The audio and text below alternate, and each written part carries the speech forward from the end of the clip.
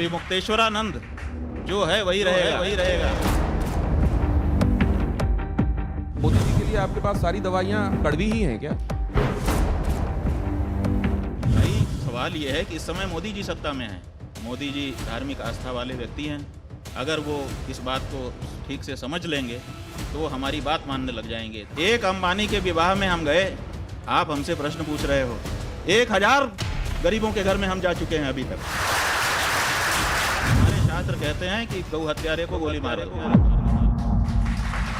है आदेश। उनके शास्त्र में लिखा रहा है कि सबसे उत्तम निवास वो है जहां पर पूरी तरह से इस्लाम हो। तो पूरी तरह से जहां इस्लाम है वहां क्यों नहीं चले जाते हैं? बताओ, गलत बात है ये। पार्टी झूठ नहीं बोलना चाहिए। कोई भी जो बड़ा आदमी है वो झूठ बोलेगा, वो छोटा हो जाएगा।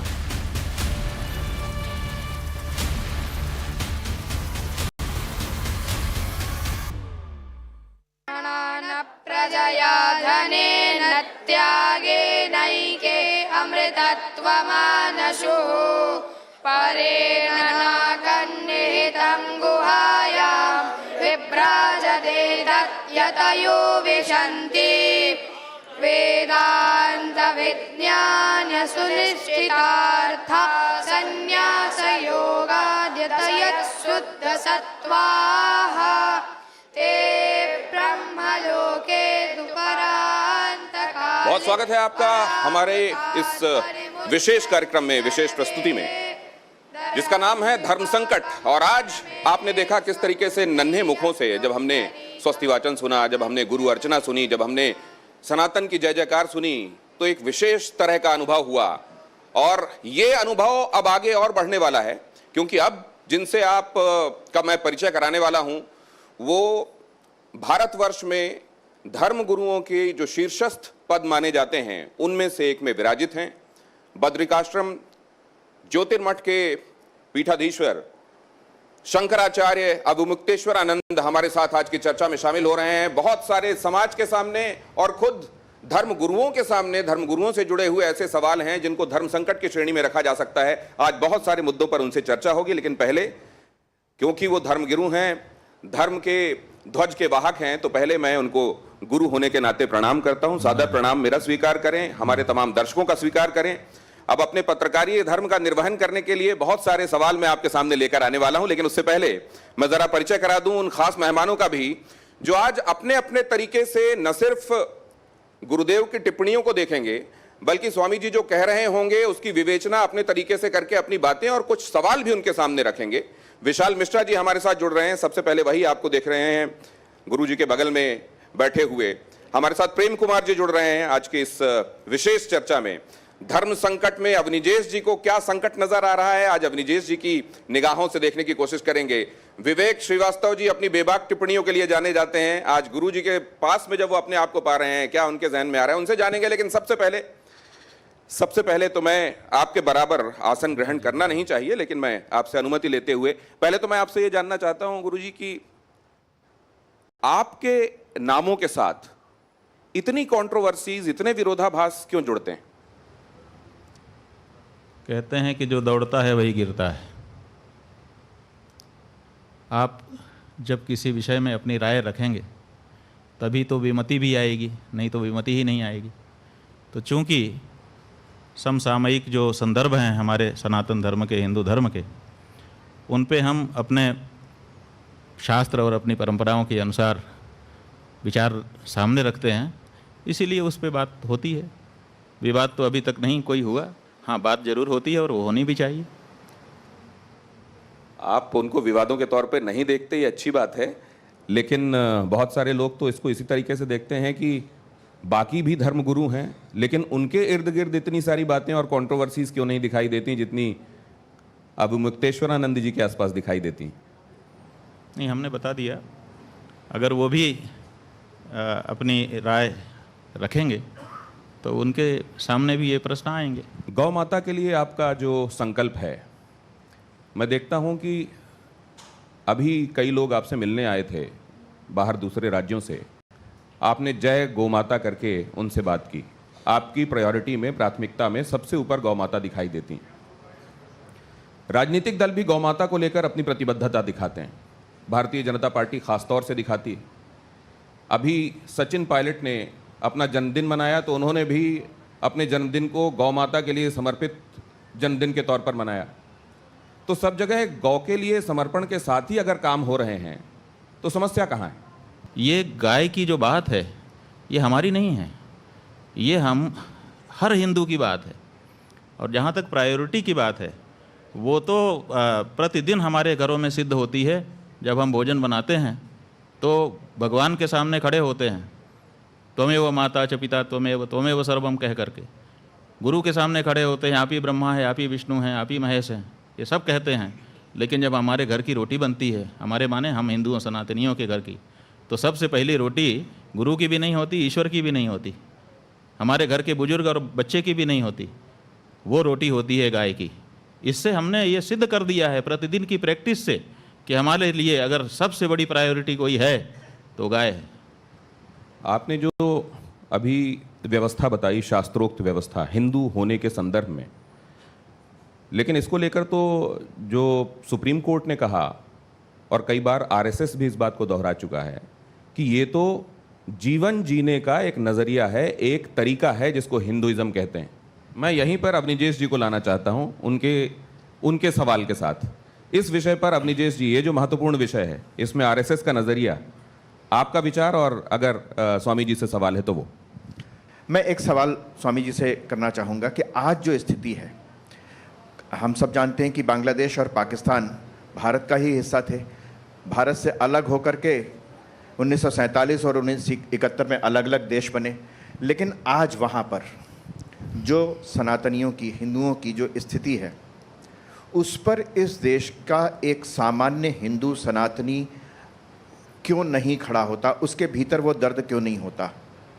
मैं ये जानना चाहता हूँ। गाज़ा फ़िलिस्तीन में होने वाले का यहाँ दर्द महसूस होता है, लेकिन जो बांग्लादेश और पाकिस्तान में हो रहा है उसका दर्द हमें महसूस क्यों नहीं होता? वो भी तो मानवता है। कि सबसे पहले तो ये समझ लीजिए कि जो हमारा धर्म है उसकी क्या प्रकृति है और उनका जो धर्म है, तथाकथित धर्म शब्द से तो कहना नहीं चाहिए, उनका जो मजहब है उसकी क्या प्रकृति है, दोनों को समझने, पहले प्रकृति को समझना पड़ेगा। प्रकृति ये है कि उनका धर्म ही गिरोहबंदी है, गोलबंदी है। मेरे गोल में आ जाओ, काम पूरा हो गया, अब हम पूरी तरह से तुम्हारा प्रोटेक्शन करेंगे और अपने गोल से तुमको किसी हालत में निकलने नहीं देंगे, गोल के विरुद्ध कुछ करने नहीं देंगे, गोल में रहो, हम प्रोटेक्शन की जिम्मेदारी लेते हैं। इसीलिए गोलबंदी अगर हमारे प्रकृति में भी होती तो वहाँ पर अगर किसी के ऊपर कुछ होता तो तुरंत हमको भी प्रभाव पड़ता, क्योंकि गोलबंदी हमारे स्वभाव में नहीं है। और हम ये मानते हैं कि जो जहाँ है अपने ढंग से वो अपनी सुरक्षा की व्यवस्था किए हुए है, और अगर उसकी आवश्यकता होगी, वो पुकार लगाएगा तो हम ज़रूर उसके लिए खड़े होंगे।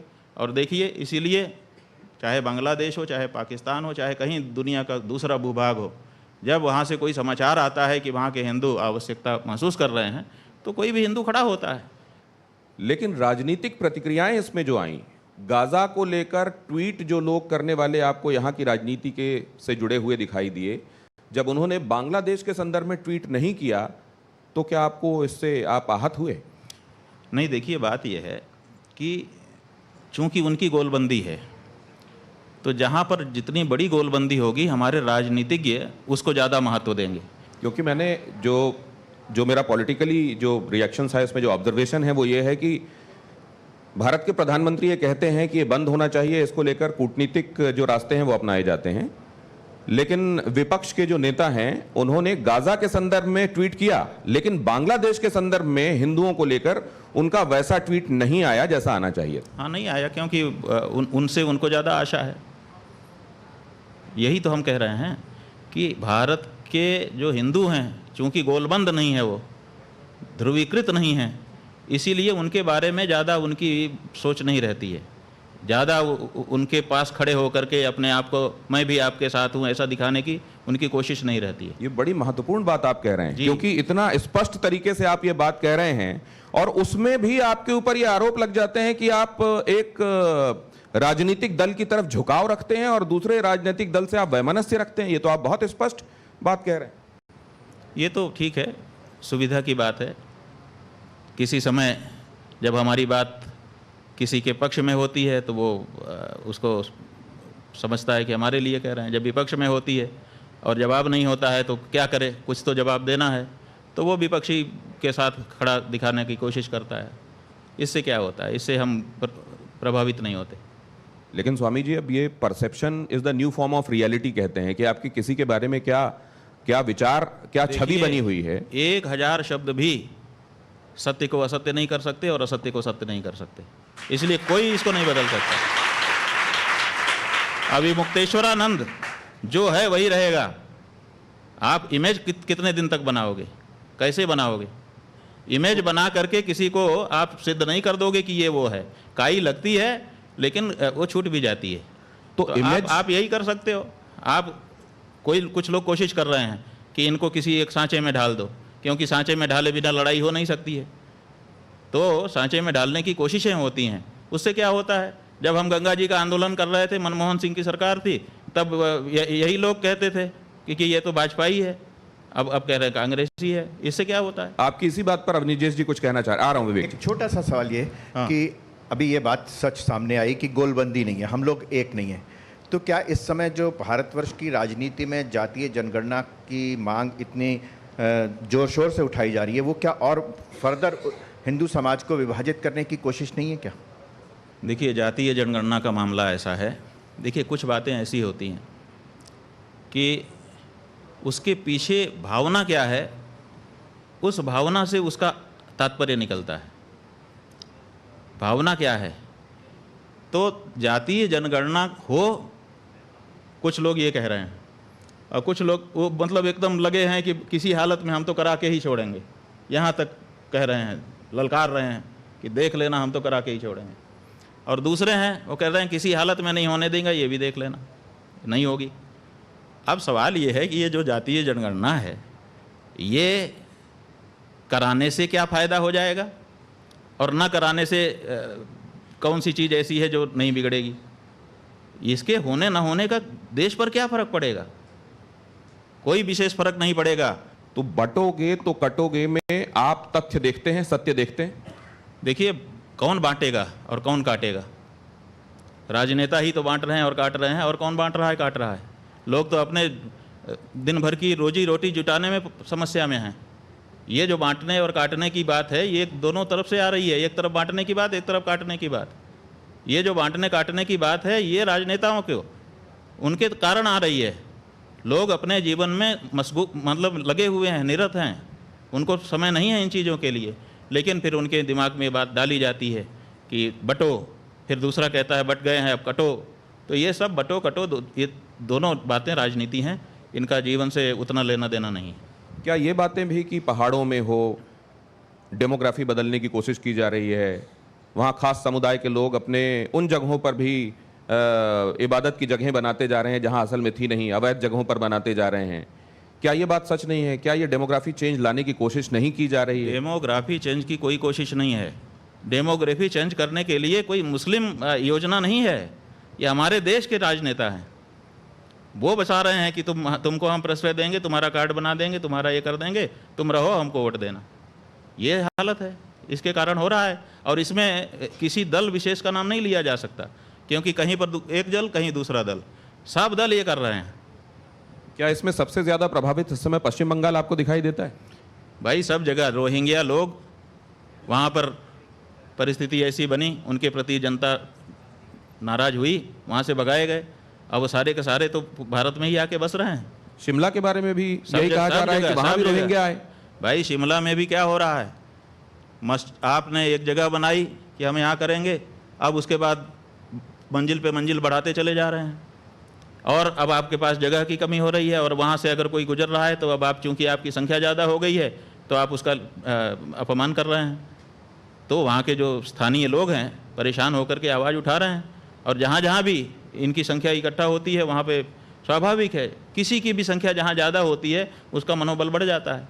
तो मनोबल बढ़ने पर व्यक्ति उद्धतता करता है, और औद्धत्य में लोगों को परेशानी होती है तो लोग विरोध करते हैं। ये हो रहा है। विवेक श्रीवास्तव जी का सवाल लो, उससे पहले मैं ज़रा ये दिखा दूं आपको कि ये हरिद्वार जहाँ की बात आपने की, कांवड़िए जब वहाँ से चले तो पुष्प वर्षा हुई वहाँ, कांवड़ियों के ऊपर हेलीकॉप्टर से पुष्प बरसाए गए और ये पहली बार नहीं हुआ है। इसके पहले योगी आदित्यनाथ, देखिए यहां पर आप देख भी रहे हैं, मैं चला रहा हूं इस समय, इस तरीके से पुष्प वर्षा कांवड़ियों के ऊपर की गई। इसको आपने कैसे देखा? नहीं, ठीक है, उनकी श्रद्धा का सम्मान सरकार करती है, खराबी क्या है? अब यही कांवड़िए ये मांग भी कर रहे थे स्वामी जी कि इस रास्ते में जो जगहें पड़ती हैं, ढाबे पड़ते हैं, फल वाले हैं, वो अपनी नाम सार्वजनिक करें, छुपा कर नाम कोई चीज़ हमको ना दें। लेकिन उसमें आपने ये व्यवस्था दी कि नहीं, नेम प्लेट नहीं होनी चाहिए। भाई, हमने धर्म के अनुसार व्यवस्था दी। हमारा धर्म कहता है कि जब तुमने कोई संकल्प ले लिया है, तुम दीक्षित हो गए हो, तो फिर होटल का नहीं खा सकते हो, चाहे वो हिंदू का होटल हो चाहे किसी दूसरे का होटल हो। तो जब तुमने एक संकल्प ले लिया, संकल्पबद्ध हो गए कि अब मैं जब से ये जल उठाता हूँ, जब तक नहीं चढ़ा दूंगा तब तक मैं आध्यात्मिक नियमों से बंधा हुआ हूँ, तो आपको ब्रह्मचर्य का पालन करना पड़ेगा, आपको स्वयं पाक करना पड़ेगा अथवा फलाहार करना पड़ेगा। तो आप नियमबद्ध होते हो और कहते मैं होटल में खाऊंगा, काहे का नियमबद्ध? तो हमने इसीलिए कहा कि इससे इसका लेना देना नहीं है। लेकिन होटल में खा ही रहा है तो थी। फिर क्या मतलब है नाम प्लेट लगवाने से? आपने सरकार की आलोचना और आपको पता नहीं है कि सर्कुलर आ चुका है पोप का पहले ही कि हिंदू नाम ही रखो, रहो ईसाई। मुसलमानों का भी आ चुका है, हिंदू नाम रखो और रहो मुसलमान। आज बहुत सारे देश में ऐसे लोग हैं जिनका नाम हिंदू है, हिंदू जैसा माने हिंदी में नाम है, संस्कृत के मूल शब्द का नाम है, लेकिन वो जरूरी नहीं है कोई हिंदू हो, हिंदू धर्म का पालन करते हो जीवन में, वो मुसलमान या ईसाई हो चुके हैं। तो ऐसी परिस्थिति है, इसको भी तो समझिए। केवल नाम प्लेट आप दिखा देंगे, उतने मात्र से आपका धर्म बच जाएगा। अगर ऐसी कोई गारंटी हो तो हम आपके साथ होने को तैयार हैं, लेकिन ऐसा नहीं है। इसीलिए धर्म नियम को धारण कर लेने के बाद स्वयं पाक अथवा फलाहार ही होता है। इसमें क्या गलत है? आपका आशीर्वाद इस देश के सभी धर्मों के लिए है। भाई, हम किसी से द्वेष नहीं करते, हम किसी को गलत नहीं कहते। हम कहते हैं कि उनका अपना तौर तरीका है, अपने तौर तरीके से रहें, हमको चुभने वाली बात ना करें। क्यों? क्योंकि साथ रहने का मतलब है कि एक दूसरे को चुभने वाली बात नहीं करनी चाहिए, ये हम कहते हैं। लेकिन इसके कारण उनको साथ में रहना है, इसीलिए हम अपने धर्मों में परिशोधन कर लें, इसकी हमको ज़रूरत महसूस नहीं होती। आपने कहा आप किसी से द्वेष नहीं करते, बहुत सारे लोग आपको एंटी मोदी क्यों परसीव करते हैं? एंटी मोदी हमको सिद्ध करने से लाभ है, क्योंकि हम जो बात धर्म की कहते हैं, मोदी जी धार्मिक आस्था वाले व्यक्ति हैं। अगर वो इस बात को ठीक से समझ लेंगे तो वो हमारी बात मानने लग जाएंगे धर्म के मामले में, और लोगों का मामला खेल बिगड़ जाएगा। इसीलिए लोग अपना खेल ना बिगड़ जाए, इसलिए मोदी जी के कान भरे रहते हैं कि ये आपके खिलाफ का व्यक्ति है। ये बात है, इसमें साजिश है, हमारे खिलाफ भी और मोदी जी के खिलाफ भी।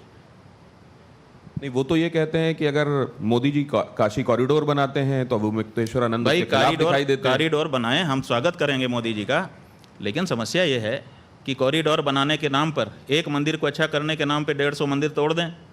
हम जब बोलते हैं तो उनके भले के लिए बोलते हैं और आगे भी बोलते रहेंगे, क्योंकि हम उनको पसंद करते हैं। लेकिन उनके जो बड़े कदम हैं आप उसके विरोध में दिखाई देते हैं। राम मंदिर वाले मामले में भी आई हुई। राम मंदिर वाले मामले में इन लोगों ने समझा दिया कि आप वहाँ पे प्रतिष्ठा कर दो तो आप जीत करके 400 पार हो जाओगे। हमने कहा भाई ये गलत है, ये ठीक नहीं है। हमने क्या गलत कहा था? मोदी जी के हित में ही तो कहा था। लेकिन यहाँ तो समस्या है कि दवाई है आपको ठीक करेगी, लेकिन कड़वी है। अब कह देते नहीं कड़वी मत पियो। अरे भाई, दवाई है, इसको कड़वी ही पीना पड़ता है, तभी अच्छा होता है। तो मोदी जी के लिए आपके पास सारी दवाइयाँ कड़वी ही हैं क्या? भाई, सवाल ये है कि इस समय मोदी जी सत्ता में हैं। जब मोदी जी नहीं रहेंगे तब जो रहेगा उसके बारे में ऐसी कड़वी दवाई हमारे पास रहेगी। जब मनमोहन सिंह थे तब मनमोहन सिंह के लिए कड़वी दवाई थी। तीसरा टर्म है मोदी जी का, लगातार वही है, उन्हीं वही काम कर रहे हैं। वहीं से गलती होती है तो उन्हीं को कहेंगे, और किसको? लेकिन कुछ लोग कह रहे हैं कि अगर कॉरिडोर मोदी जी बना रहे थे तो हम क्या करें? बांग्लादेश के नजीबुर रहमान के लिए हम बोलें कि मनमोहन सिंह के लिए बोलें कि स्टालिन के लिए बोलें? बताइए। जब जो जहां काम कर रहा होगा उसके लिए जो जिम्मेदार होगा उसी के लिए तो बोलेंगे।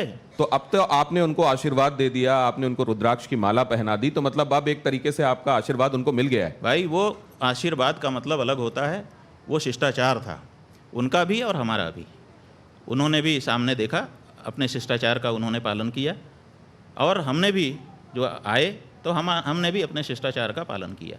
इससे ज़्यादा वो उस मुलाकात का कोई मतलब नहीं निकाला जाना चाहिए। ये यहाँ पे हम जरा वो देखते भी हैं, जब आपने मोदी जी को देखिए, आप जिसको शिष्टाचार कह रहे हैं, उन्होंने प्रणाम किया आपको पूरी भावना के साथ, और आपने भी पूरी सहृदयता के साथ उनको आशीर्वाद दिया और उनको देखिए हमारे अपनी माला पहनाई। जब वो आए हमारे पास, तो हमारे बच्चों ने हमारे पास कोई प्रसाद रखा नहीं था, तो हमने सोचा कि अब आ ही गए हैं, तो हमने अपने गले की माला निकाल करके उनको पहनाई। क्यों? क्योंकि वो आए थे, हमने उनका स्वागत किया, दिल से किया, ऐसी क्या बात है। अगर हमारे मन में कोई भी उनके प्रति दुर्भाव होता तो वही मौका था, उसी समय दिख जाता, हम ऐसे कर लेते, आप लोग उसकी विश्लेषण करते होते आज की तारीख में। लेकिन हमने जब वो सामने पड़े, कैसा दिल दिखाया, इसका मतलब मेरे दिल में क्या है वो दिख चुका है। अब तो कम से कम विश्लेषण सही करिए। तो अब उदारता के साथ आपने उनको आशीर्वाद दे दिया। हाँ जी, नहीं, शिष्टाचार उन्होंने निभाया, हमने भी शिष्टाचार दिल से निभाया। आशीर्वाद मिला कि नहीं? आशीर्वाद हम तब देंगे जब वो धर्म के मामले में धर्माचार्यों की राय मान करके काम करें। वो जब धर्म के मामले में खुद आगे आ जाते हैं, देखिए मोदी जी प्रधानमंत्री हैं, प्रधानमंत्री के रूप में उनका स्वागत है, धर्माचार्य नहीं है वो, तो धर्म के मामले में धर्माचार्यों की राय से काम करें तो हम खुल के आशीर्वाद देंगे। ये विवेक जी कुछ जोड़ना चाह रहे हैं इस पे? एक 5,000 करोड़ की शादी हुई, उसमें आप भी गए शंकराचार्य जी, और मीडिया के ऊपर बहुत सारे प्रश्न आए कि हिंदू धर्म का जो सर्वश्रेष्ठ पद पे बैठे हुए जो शंकराचार्य हैं वो क्यों एक बड़े आदमी के न्योते पे गए। जहाँ तक अंबानी जी के विवाह में जाने का प्रश्न है, हमको जब कोई बुलाता है तो हम ये नहीं देखते कि ये कितने पैसे का मालिक है, किस गाड़ी में आया है, नहीं देखते, उसके भाव देखते हैं और भाव देख करके जाते हैं।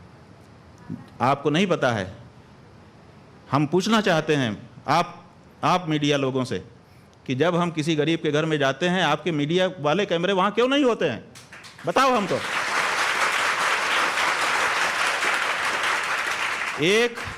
एक अंबानी के विवाह में हम गए, आप हमसे प्रश्न पूछ रहे हो। 1,000 गरीबों के घर में हम जा चुके हैं अभी तक, हमारे तो लाखों लोग हैं। अगर कहोगे हम एक जगह से खड़ा कर देंगे, 1 लाख से कम लोग निकल जाएं अगर हमारे स्वयं के, जिनके घर में बिस्तर नहीं था बैठने के लिए, चबूतरे पर बैठे हुए हैं, हम जाते हैं और उसी खुशी से जाते हैं जिस खुशी से हम उनके यहाँ गए, और उसी हृदय से आशीर्वाद देते हैं। विवेक जी असल में मीडिया वाले नहीं हैं, लेकिन गुरुदेव ने मीडिया के ऊपर ये आरोप लगाया है, तो एक निवेदन मैं ये करता हूं गुरुदेव कि हमको अगर कभी ये पता चलेगा कि आप किसी गरीब की कुटिया में जाने वाले हैं, अगर हमको सूचना मिल जाएगी तो हमारे कैमरे निश्चित रूप से वहां पहुंचेंगे कि एक शंकराचार्य किसी गरीब की कुटिया में पहुंच रहे हैं, हमारे लिए ये बहुत बड़ी खबर निश्चित रूप से होगी और हम उसको दिखाएंगे। लेकिन अगर आपको कभी ऐसा अनुभव हुआ है तो निश्चित रूप से आपको कहने के लिए अपनी तरफ से आप कह ही सकते हैं, लेकिन हमको कैमरा नहीं चाहिए कहीं पर। लेकिन स्वामी जी, जब भगवान की प्राण प्रतिष्ठा हुई भगवान राम की, उस दिन न जाने हिंदुस्तान में कितने सारे लोग अश्रुपूरित थे, भाव विवल थे, उसमें संत समाज भी था। आपको नहीं लगता कि जो थोड़ी बहुत कमी रह गई होगी वो अश्रु अपने आप वो धो रहे थे उस दिन, क्योंकि ये 500 सालों का इंतजार था? देखिए 500 सालों का जो इंतजार है, आप बहुत देर से भूखे हो तो क्या कच्चे ही खा लोगे? कम से कम पका के तो खाओ, नहीं तो पेट में जा करके दर्द हो जाएगा। बुभुक्षितः किम द्विकरेण भुंक्ते, बहुत ज़्यादा भूखे हो तो 2 हाथ से थोड़े खा सकते हो, मुंह तो एक ही है, इसलिए एक कवर को खा के उसको चबा करके तब अगला कवर डालना पड़ता है मुंह में। तो कितनी भी जल्दबाजी हो, कितना भी त्वरा हो, लेकिन एक नियम है, उसको तो पालन करना ही चाहिए। देखिए वहाँ पे भगवान विराजमान हो गए, उसके आंसू थे वो, बड़े मंदिर छोटे मंदिर के आंसू नहीं थे। हमारी जगह पे हम फिर से आ रहे हैं, इस बात के आंसू थे, और वो आंसू छोटे मंदिर में भी हो सकता था, क्यों नहीं आपने कर दिया? आप बड़े मंदिर की बात करते हैं, फिर बड़े मंदिर से छोटा मंदिर को ही अपना लेते हैं, और अंत में उस मंदिर को भी पूरा नहीं बना पाते हैं अपने अनुसार। खुद एक संत उत्तर प्रदेश के मुख्यमंत्री हैं, कहीं ऐसा तो नहीं है कि सब चीज़ें विधान के हिसाब से सही हुई, लेकिन जो कहते हैं मुंडे मुंडे मतर भिन्ना, उस वजह से ये बातें हो रही? देखिए विधान कोई मुंड में नहीं होता है, आपकी ये गलत धारणा है कि विधान मुंड में होता है। विधान पहले से लिखा हुआ होता है। अंबेडकर चले गए, नेहरू चले गए, राजेंद्र प्रसाद चले गए, 176 लोग जिन्होंने संविधान सभा में काम किया था, उनके हस्ताक्षर संविधान के अंत में हैं, वो सब चले गए, लेकिन संविधान जहाँ का तहाँ है। तो मुंड में मति होती है, ऐसा नहीं है। मुंड में विधान नहीं होता, विधान तो सामने लिखा हुआ होता है, मुंड तो उसकी समयानुसार व्याख्या करता है। इतनी छूट है मुंड को कि अपने समय के अनुसार तुम व्याख्या कर लो, लेकिन मुंड को लाइन अपने अनुसार क्रिएट करने की छूट नहीं है कहीं पर भी।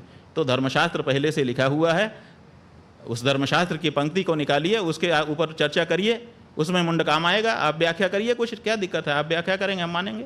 लेकिन व्याख्या करने के लिए कौन आया, किसने पंक्ति बताई कि हाँ यहाँ ये पंक्ति है?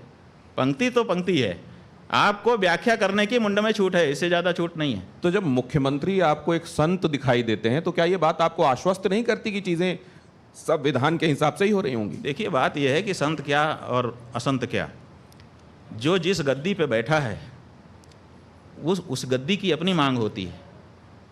जो जहाँ पर बैठा है, वो मुख्यमंत्री हैं इस समय, आप लोग उनको संत भी कहते हैं, हमको अच्छा नहीं लगता है। वो महंत और राजनेता दोनों एक साथ कोई नहीं हो सकता, न्याय नहीं कर पाएगा, इसलिए क्योंकि संत की जो गद्दी है उसकी अलग बात है, और जो राजनेता की गद्दी है, मुख्यमंत्री की गद्दी है, उसकी एक अलग बात है, उसकी अपनी मांग है। देखिए, हम हिंदू हैं, हम हिंदू धर्म के अनुसार रहेंगे, हमको छूट है, लेकिन हम जब राजा बन जाएंगे तब हम सबके बाप हो जाएंगे, सबके पिता, पालक, सबके प्रति हमारे समान भाव होंगे, तब हिंदू मुस्लिम हमको नहीं दिखेगा। तो दोनों की अपनी प्रकृति है, तो आप विरुद्ध प्रकृति की दो गद्दियों पर एक साथ कैसे बैठ सकते हो? आप या तो मुख्यमंत्री रहोगे या तो महंत रहोगे। तो आप तो मुख्यमंत्री की शपथ ले चुके हैं, मुख्यमंत्री हैं, तो मुख्यमंत्री को मुख्यमंत्री कहिए। जब वो मुख्यमंत्री पद से हट करके गद्दी पे जाएंगे तब हमको उनको गद्दी वाला मानेंगे, तब उनके साथ संत का व्यवहार करेंगे। तो स्वामी जी, क्या शास्त्रों में और संविधान में विरोधाभास है, मतैक्य नहीं है, और इसलिए तो ये विरोधाभास तो फिर हमेशा रहेगा? क्या विरोधाभास है? आप कह रहे हैं कि जो संविधान की गद्दी में बैठा हुआ है, हाँ, वो शास्त्र के हिसाब से होने वाली गद्दी में नहीं हो सकता, और जो शास्त्र वाली गद्दी में बैठा हुआ है वो संविधान वाली गद्दी में नहीं हो सकता। ठीक है। मतलब क्या इनमें विरोधाभास है क्या, शास्त्र में और संविधान में? हाँ, बिल्कुल विरोधाभास है। धर्मशास्त्र की अपनी मर्यादा है, उसके काम करने का अलग तरीका है। तो जो शास्त्र को मानने वाले होंगे वो संविधान के हिसाब से नहीं चल सकते, और जो संविधान को मानने वाले होंगे क्या वो शास्त्र के हिसाब से नहीं चल सकते? देखिए, संविधान के मानने वाले शास्त्र के अनुसार कहाँ चल रहे हैं? आपको समान नागरिक संहिता क्यों बनाने की जरूरत पड़ रही है, बताओ? अगर शास्त्र और संविधान दोनों साथ साथ चल सकते हैं तो आप समान नागरिक संहिता के बारे में क्यों लंबे समय से सोच रहे हो, क्यों उसकी बात करते हो? समान नागरिक संहिता बनानी ही इसलिए पड़ रही है क्योंकि धर्म अलग रास्ते जा रहा है। और देखिए, धर्म जो है वो लोक के साथ परलोक को भी सोचता है, और संविधान में परलोक की कोई व्यवस्था नहीं है। कैसे हमारी आवश्यकताओं की पूर्ति वो करेगा संविधान? इसीलिए धर्म को छोड़ करके हम कैसे संविधान पर पूरी तरह से अवलंबित हो सकते हैं? उसमें परलोक की कहाँ चर्चा है, बताइए? वो केवल लोक के बारे में व्यवस्था बताता है, और हमारा धर्म वो लोक और परलोक दोनों को सुधारने की बात करता है। अंतर है दोनों में। तो जो भारतीय नागरिक है और शास्त्र में सनातन धर्मी भी है, वो क्या करे? वो संविधान को माने कि शास्त्र को माने? शास्त्र को मानना होगा, क्योंकि शास्त्र लोक परलोक दोनों की चर्चा करता है, और हमारा जो जीवन है उसमें लोक परलोक दोनों समाहित हैं। इसलिए जहाँ तक हमको संविधान चोट नहीं पहुँचाएगा वहाँ तक हम उसको मान लेंगे, लेकिन जहाँ चोट पहुँचाता होगा वहाँ तो हमको धर्म को ही, धर्मशास्त्र को ही चुनना होगा। ऐसा ही कोई व्यक्ति स्वामी जी रहा होगा जिसने अभी एक ब्राह्मण लड़के की, जिन लोगों ने हत्या कर दी है मानते हुए कि वो गौरक्षक है, गौ विरोधी है, और वो गौ मांस ले जा रहा था साथ में, उसने कह दिया कि मुझसे भूल हो गई, जा करके सरेंडर कर दिया। आपका जो संविधान कानून बना है उसको भोगने के लिए तैयार है। आप क्या चाहते हैं इससे ज़्यादा?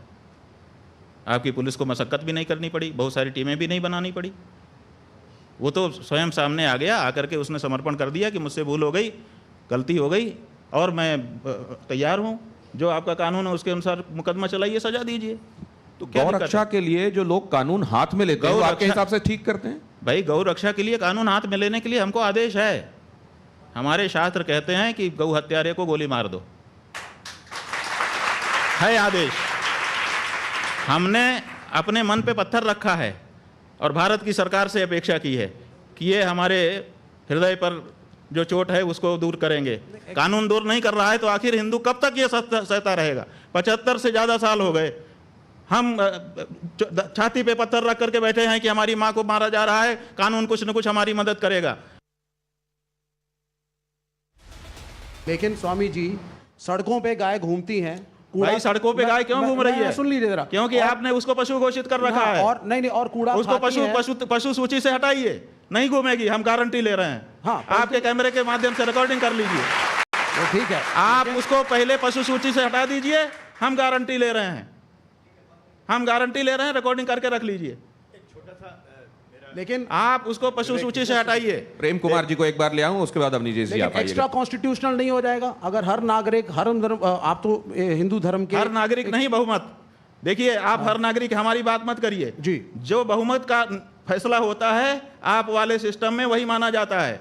जिसके पास एक ज्यादा वोट आ जाएगा वो लाखों वोटों को व्यर्थ बना करके स्वयं जीत जाएगा। लेकिन कॉन्स्टिट्यूशन क्या है?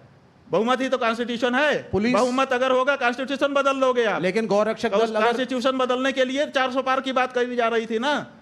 आपके पास बहुमत हो, कॉन्स्टिट्यूशन भी बदल लीजिए।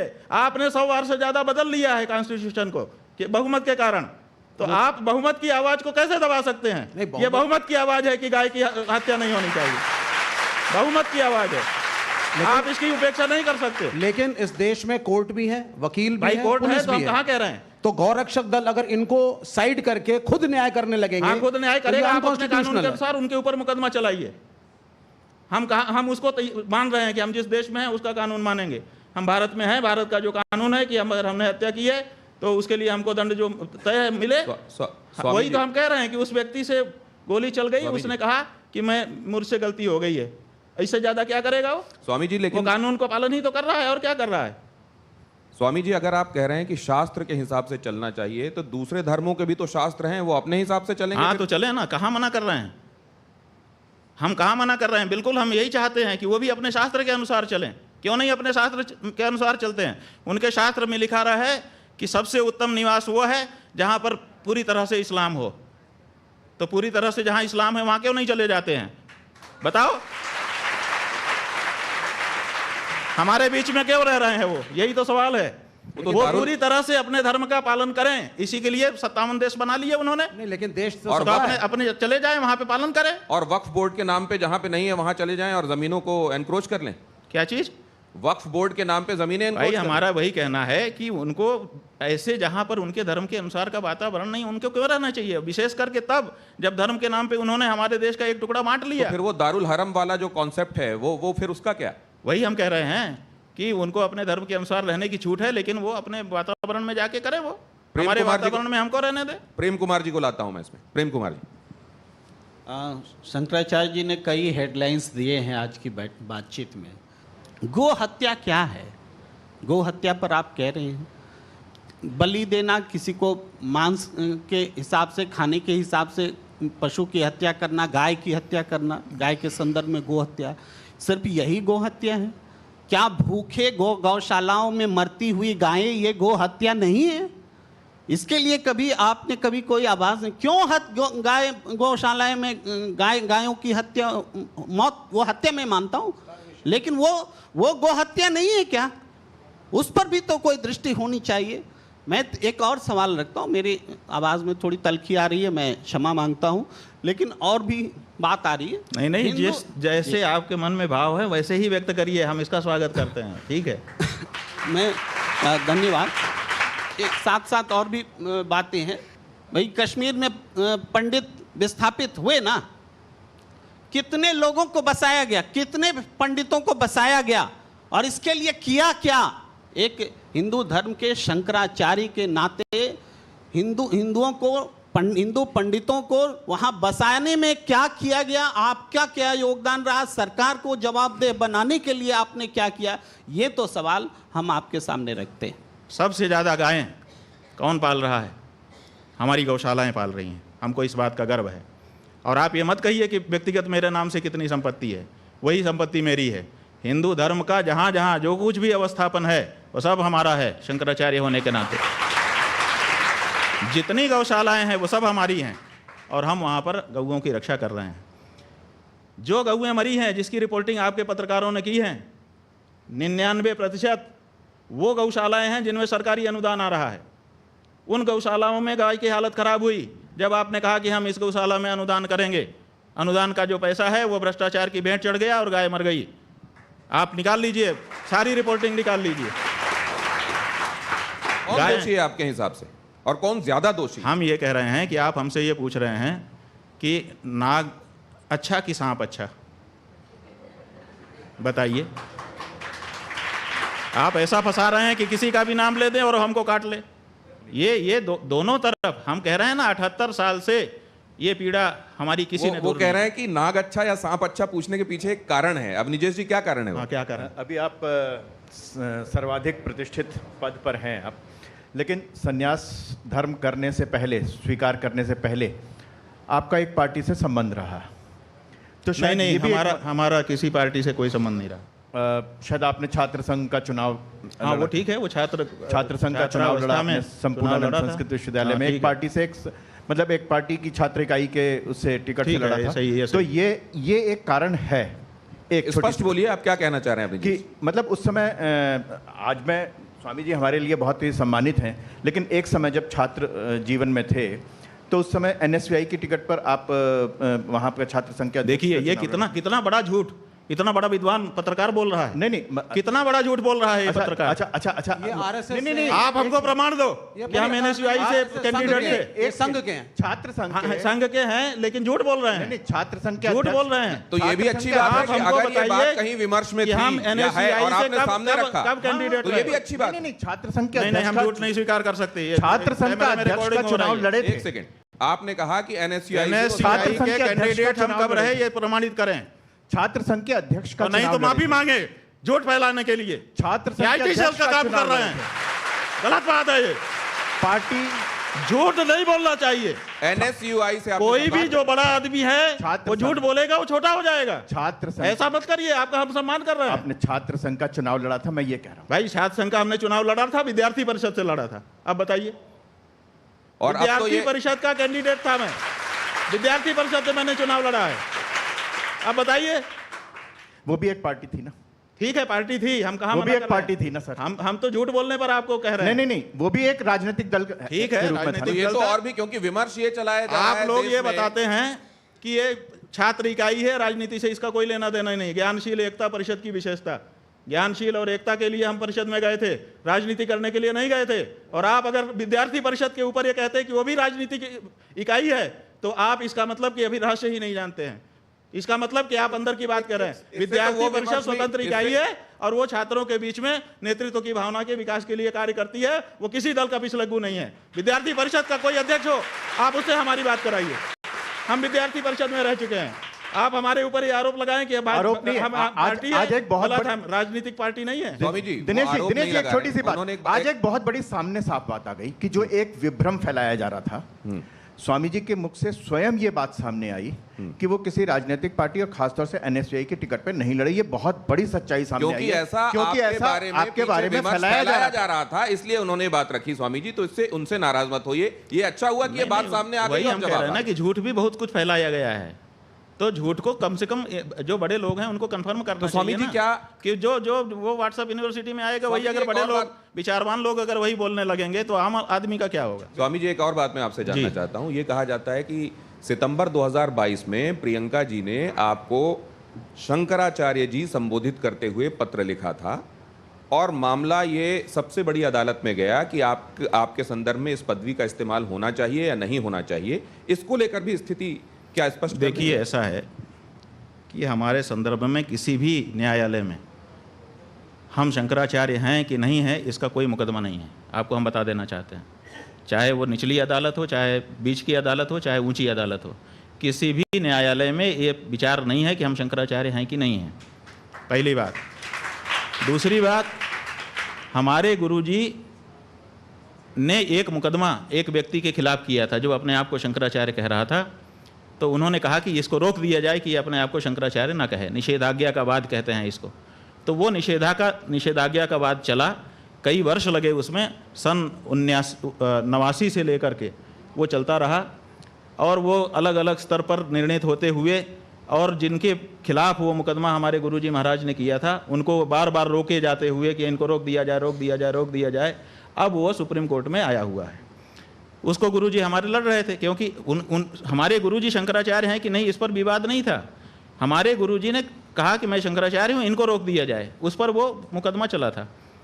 और वो अभी सुप्रीम कोर्ट में चल रहा था, उसको लिंगर ऑन टैक्टिस की जा रही है, क्योंकि जो प्रतिपक्षी थे हमारे गुरुजी के सामने वो सिद्ध हो गया कि वो सन्यासी नहीं है। जहाँ तक प्रियंका गांधी के पत्र की है, तो जब हमको शंकराचार्य पद पर अधिष्ठित किया गया तो देश के बहुत बड़े बड़े लोगों ने और हमारे जो सामान्य भक्त लोग हैं उन सब ने अपने अपने ढंग से, बहुत सारे लोग, लाखों लोग वहाँ इकट्ठा हुए।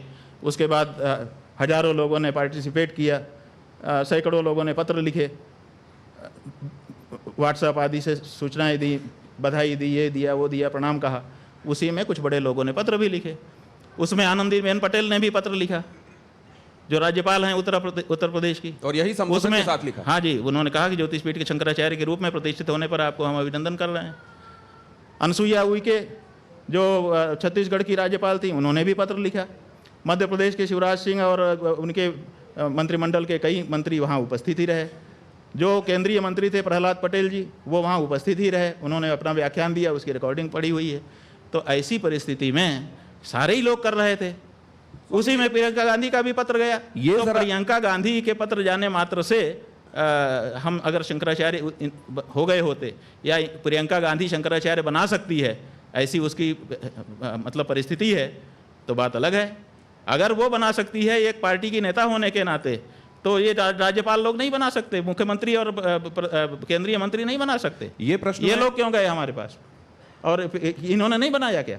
तो ये जो है केवल एक प्रियंका गांधी का पत्र निकाल करके उतने मंच में से और उसको कोई दिखाए और उसको आप लोग फिर लगातार पब्लिश करें, इसीलिए तो 10 करोड़ का मानहानि का दावा हमने हाई कोर्ट में किया है। अब उसमें सबको जवाब देना पड़ेगा। तो ये जो लोग हैं, जो आप जानबूझ करके, जब कई पत्र हैं तो एक ही पत्र को क्यों दिखाया जा रहा है और उसी पत्र को क्यों हाईलाइट किया जा रहा है? क्या ये आपके गुरु भाई हैं जिन्होंने ये बात कही? जरा इसको देखेंगे और बताएंगे क्या कि क्या ये सच में आपके गुरु भाई हैं, और ये जो बातें कह रहे हैं उसमें तथ्य है या नहीं? दिखाएंगे क्या प्लीज आप? अरे अमुक्तेश्वरांध्रों के लोगों को मार रही है, किडनैप कर रही है, राम भगवान की प्रतिष्ठा के ऊपर आपत्ति उठा देते हैं, सन्यासी बनकर शादियों में जाता है, झूठ बोल देते हैं। केदारनाथ जी का 228 गोल्ड क्या गायब हो गया। अरे भाई, अमुक्तेश्वरांध्र को पीतल क्या होता है, सोना क्या होता है, ये भी पता नहीं, क्योंकि ये भी एक डुप्लीकेट है ना। उसमें आएंगे, उसमें चिट्ठा खोलेंगे। अभी असली चिट्ठा खोला तो बहुत समस्या हो जाएगा। देखिए, ये है वो। हाँ ठीक है, ये देखिए, हमारे गुरुजी ने लाखों लोगों को दीक्षा दी अपने जीवन काल में, क्योंकि उनका जीवन काल बहुत लंबा रहा। 1940 से वो महात्मा हो गए थे और उनके शिष्य बनने लगे थे। आप समझिए कितना लंबा। उनका 80 साल से अधिक का सन्यासी जीवन था और आरंभ काल से ही उनके प्रति लोगों का आकर्षण था। लाखों लोगों को उन्होंने दीक्षित किया। कौन उनका शिष्य है, कौन शिष्य नहीं है, वो अलग बात है। लेकिन हमारे यहाँ ये सन्यास में नियम है कि गुरु जिसको ये दंड है, देखिए, ये दंड जिसको अपने हाथ से पकड़ाता है वो उसका दंडी सन्यासी शिष्य माना जाता है। और ये हमारे गुरुजी के 3 ही शिष्य थे। एक का अब देह छूट चुका है, 2 हम लोग हैं, एक द्वारका के शंकराचार्य जी हैं, एक हम हैं। इनके अलावा किसी को महाराज श्री ने अपने हाथ से दंड नहीं दिया, इसलिए उनका कोई दंडी सन्यासी शिष्य नहीं। तो ये व्यक्ति जो है गुरुजी का दंडी सन्यासी शिष्य नहीं है, एक बात। दूसरे, वो कह रहा है कि ये लोगों को मार रहे हैं। आप बताइए, मार रहे हैं तो कभी तो कोई रिपोर्ट करता? आप लोग पत्रकार हैं, कहीं तो आता कि भाई इन्होंने हत्या कर दी? कहीं किसी थाने में तो दर्ज होता हमारे खिलाफ कि इन्होंने हत्या की है? वो नहीं दिखा रहा है। फिर कह रहा है ये किडनैप कर रहे हैं लोगों को। किडनैपिंग का कोई केस हमारे खिलाफ अभी तक उसने दिखाया नहीं। फिर वो कह रहा है कि सोने पीतल का इनको भेद नहीं है। और फिर उसी वक्तव्य में, अभी जो आपने नहीं दिखाया, हमको दिखाया गया है, उसी में कह रहा है कि इन्होंने सोना गायब कर दिया। आपने सोना गायब कर दिया? हाँ, माने मठ का सोना गायब कर दिया। तो अगर हमको सोना पीतल का भेद नहीं पता था तो हमने पीतल क्यों गायब नहीं किया, सोना ही क्यों गायब किया? नहीं माने खुद की बात पे स्थिर नहीं रह पा रहा है वो। और फिर वो कहता है कि 228 किलो सोने की बात करते हैं। हमने अकेले ने थोड़े की है, उसमें तो पूरा मीडिया, 50 मीडिया घराने शामिल हैं जिन्होंने 230 किलो सोने की, 228 किलो सोने की बात की है। अकेले हम हो तो हम उसके बारे में तो बात क्या कर इस लें। 228 किलो सोने को लेके आप लोगों की तरफ से कोई एफआईआर दर्ज कराई गई है? देखिए बात यह है कि 228 किलो सोने के बारे में हमने अकेले नहीं कहा है। सब मीडिया ने 1 महीने तक इस स्टोरी चलाई है, और जो कमेटी है, कमेटी ने उसको विज्ञप्तियां जारी की हैं, कमेटी ने वक्तव्य जारी किए हैं, और वीडियो आया है, फोटो आए हैं, वहाँ पर 6 महीने के लिए विशेष सुरक्षा की गई है सोने की। ये सब ऑन रिकॉर्ड है। क्या एफआईआर करें आप बताओ? हमारा ही मंदिर है भाई, शंकराचार्य के रूप में हमारा मंदिर है बद्रीनाथ केदारनाथ, शंकराचार्य जी ने उसका उद्धार किया है, और हमारी ही कमेटी है। हम किसके खिलाफ एफआईआर करें आप बताइए? हमने जो हमको कहना था कहा, और साफ साफ कहा। और हमने क्या कहा? हमने किसी चोर नहीं कहा। हमने कहा भाई ये बातें बहुत ज़्यादा उठ रही हैं, इस पर जांच करा लेना चाहिए। तो जांच नहीं करा रहे हैं, और वो जो मंत्री जी हैं उन्होंने आकर के कहा हम तो मुकदमा तैयार कर दिए थे, क्योंकि हमको जो कमेटी के अध्यक्ष हैं बद्रीनाथ केदारनाथ मंदिर समिति के, उन्होंने एक वक्तव्य के माध्यम से हमको कहा कि हम उनसे अनुरोध भी कर रहे हैं और चुनौती भी कर रहे हैं। तो आप बताइए, 2 शब्द कहा उन्होंने कि एक हम अनुरोध कर रहे हैं और चुनौती भी दे रहे हैं कि वो अगर उनके पास कोई प्रमाण है तो न्यायालय में जाएं। तो हमने सोचा कि भाई अब इसमें से कौन सा शब्द पकड़ें, तो हमने अनुरोध वाला पकड़ा कि उन्होंने अनुरोध किया है, चुनौती तो उनकी क्या हम स्वीकार करें, कोई विद्वान होता तो स्वीकार कर दे। तो हमने अनुरोध वाला पकड़ा और हमने मुकदमा तैयार कर दिया। हमारे वकील मुकदमा करने ही जा रहे थे, तब तक वहाँ केदारनाथ में आपदा आ गई, बहुत सारे लोग परेशान होने लगे। तो हम लोग उसमें मन लगाए, और फिर हमारे वकीलों ने भी कहा कि ऐसी परिस्थिति में अपने लोग जाएंगे अच्छा नहीं लगेगा। फिर अभी जब वो बात शांत हुई, फिर से यात्रा शुरू हो गई, तो फिर हमने वकील को कहा कि भाई अब डाल दिया जाए। तो उन्होंने कहा कि जो मंत्री जी हैं वो कह रहे हैं कि हमने जांच करा ली है, सरकार के पास हमारी जांच पड़ी हुई है, हम उसको सार्वजनिक करेंगे। तो अब हम प्रतीक्षा कर रहे हैं कि वो अपने जांच की रिपोर्ट सार्वजनिक करें, उसका अध्ययन करके तब हम करेंगे, जो कुछ करना होगा हम करेंगे। कि इस मानहानि वाले संदर्भ में कोर्ट का रिमार्क जो ये आया कि साधु संत तो मान अपमान से सम्मान निरादर आदर ही, सब संत सुखी विचरंत मही वाला जो भाव था, उसको आपने कैसे देखा? वो कहते हैं कि साधु संतों का क्या मान क्या अपमान। तो सवाल ये है कि जो लोग कानून बना रहे थे मानहानि के, क्या वो लोग आपसे कम जानकार थे कानून के? उसी समय क्यों उसी में एक क्लाज नहीं जोड़ दिया गया कि साधु संतों के लिए ये कानून लागू नहीं होगा, क्योंकि वो तो मान अपमान से परे हैं। एक सन्यासी अपने मान अपमान से ऊपर है, हमारा पीठ मान अपमान से ऊपर नहीं है। हमारे पीठ की गरिमा की रक्षा वो हमारा कर्तव्य है, और किसी भी हिंदू का कर्तव्य है। तो हम जो मानहानि के मुकदमे में गए हैं, अपने पीठ के सम्मान के लिए गए हैं, हम इसके लिए नहीं गए हैं कि हमारा मान अपमान। हम तो ऊपर हैं और आगे भी रहेंगे, लेकिन जिस पीठ पर हम हैं वो हमसे तादाद में संबंध उसका बन गया है। पीठ और हम अब 2 अलग अलग नहीं हैं, इसलिए हमारे में पीठ का अक्स आता है। हम जब जाते हैं तो लोग कहते हैं, ये नहीं कहते हैं कि अभी मुक्तेश्वरानंद आया है, 1-2% कहते होंगे, अधिकतर लोग कहते हैं शंकराचार्य आया। तो इसका मतलब कि पीठ से हमको जोड़ करके देखते हैं। तो पीठ के महात्म्य की रक्षा करना, उसकी महिमा गरिमा की रक्षा करना जो पूर्वाचार्यों ने की है, वो हमारा कर्तव्य है, और उसके लिए हम गए हैं। ये बात न्यायाधीश महोदय को समझनी पड़ेगी, और ऐसी टिप्पणियों से बचना होगा। हम उनसे अनुरोध करना चाहेंगे आपके माध्यम से कि उनको जो टिप्पणी करना हो हम बिल्कुल रोक नहीं लगाएंगे, लेकिन वो सब लिख दें, लिखित में दें, ताकि हम उसके लिए जवाब कर सकें। ऐसी टिप्पणी ना करें कि अखबार में छपवा दें और उसके बाद बात खत्म हो जाए। तो अब इस चर्चा के आखिरी चरण की तरफ मैं बढ़ रहा हूं, लेकिन एक सवाल ये कि सनातन धर्म के जो मानने वाले लोग हैं, वो जब ये देखते हैं कि आप प्रधानमंत्री नरेंद्र मोदी को आशीर्वाद देते हैं, तो बहुत सारे लोग उसमें प्रसन्न होते हैं। लेकिन फिर वो ये भी देखते हैं कि उद्धव ठाकरे जो बड़ी दूर तक भारतीय जनता पार्टी के साथ हिंदुत्व का ही झंडा लेकर चलते रहे, आज वो तुष्टीकरण वाले खेमे में खड़े हुए हैं, लेकिन आपका आशीर्वाद उनको भी मिल जाता है। तो इसमें वो कन्फ्यूजन होता है कि असल में स्वामी जी सनातन का झंडा पकड़ के चलने वाला मानते किसको हैं? देखिए, बात यह है कि ये जो आपका सवाल है, प्रश्न है, इसी में जवाब छिपा हुआ है कि कुछ लोग ये चाहते हैं कि एक मामले में हमारी मोनोपोली हो। मोनोपोली क्यों देखते हैं आप? दोनों हिंदू पार्टी है, दोनों को हमारा आशीर्वाद है। शिवसेना भी तो हिंदू पार्टी है, तो आप एक को ख़त्म करके मोनोपोली क्यों करना चाहते हो? वो भी हिंदू है, उनको भी हम आशीर्वाद दे रहे हैं ताकि वो भी बढ़ें, आप भी बढ़ें। तो क्या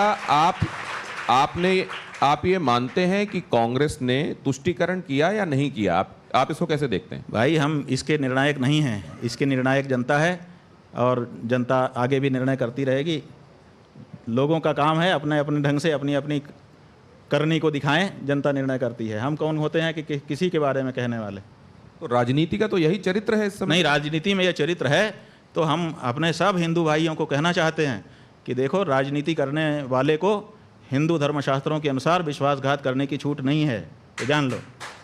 ये मत कहो कि हम राजनीति में हैं इसलिए हमको तो ये छूट है।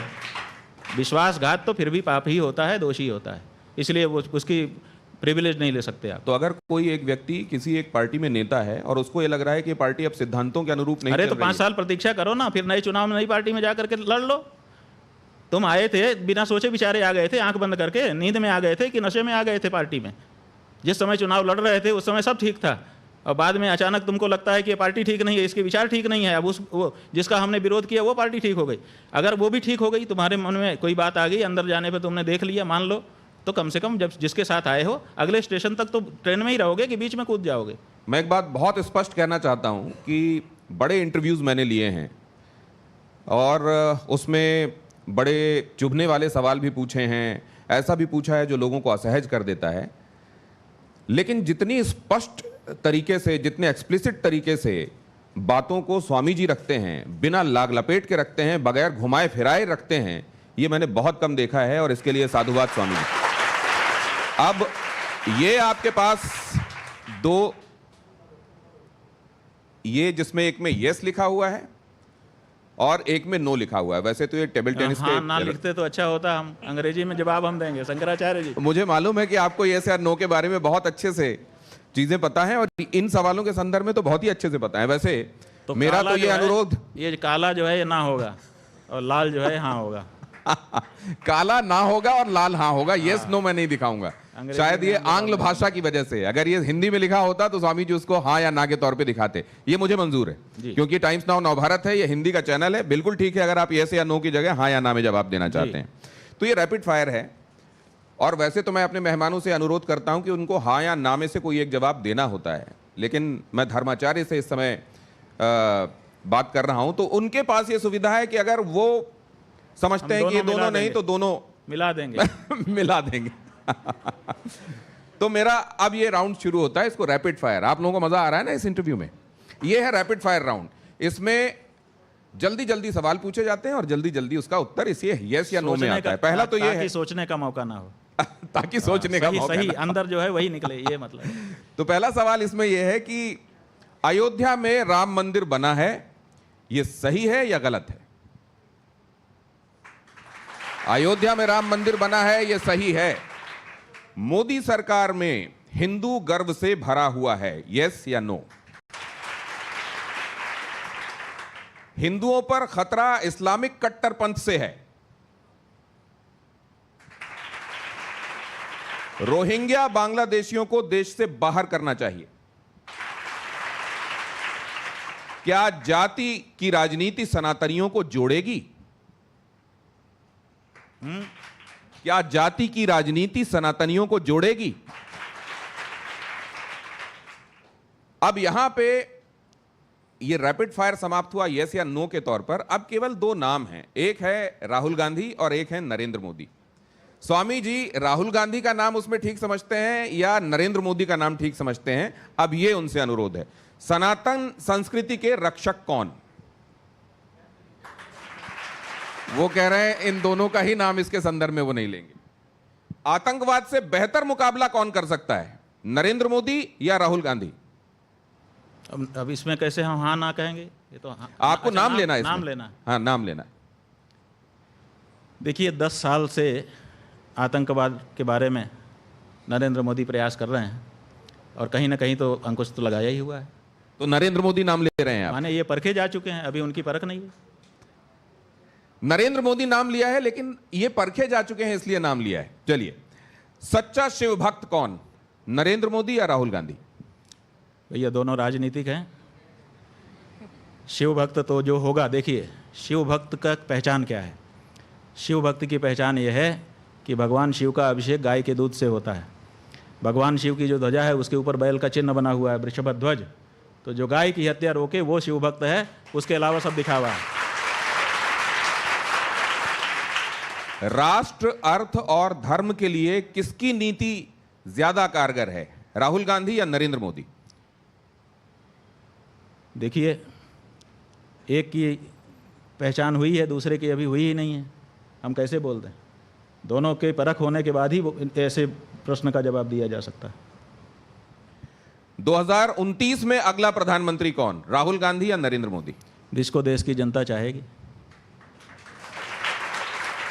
तो जिस युक्ति युक्त बात करने के लिए अभी मुक्तेश्वर आनंद जी, शंकराचार्य जी जाने जाते हैं, उसी तरीके से उन्होंने इन सवालों का जवाब दिया, समय निकाला, हमसे बातचीत की और बड़ा दिल रख बहुत बहुत धन्यवाद करता हूं आपका स्वामी जी। आपने कर सामने आपने बातचीत की, बगैर किसी लाग लपेट के बातचीत की। मैं बहुत प्रभावित हुआ हूं इस बात से। इन्होंने हमारे मन को जीत लिया।